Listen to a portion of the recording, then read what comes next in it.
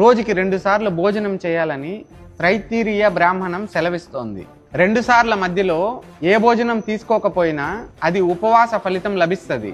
భోజనం ఎప్పుడైనా చేసేటప్పుడు గుర్తుంచుకోండి, తూర్పు వైపుకు తిరిగి భోజనం చేయాలి. తూర్పు వైపు తిరిగి భోజనం చేయడం వల్ల ఆయుర్దాయం పెరుగుతుంది. అలాగే దక్షిణం వైపు తిరిగి భోంచేస్తే గనక కీర్తి లభిస్తుంది.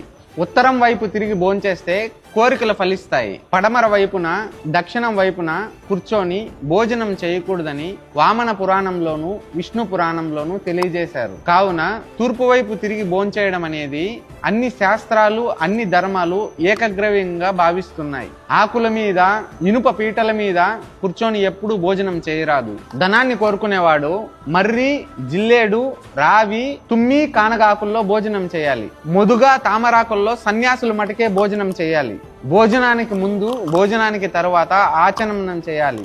తినే ముందు ప్రతి ముద్దకి అన్నపూర్ణేశ్వరి అమ్మవారికి నమస్కారం చేసుకొని తినాలి.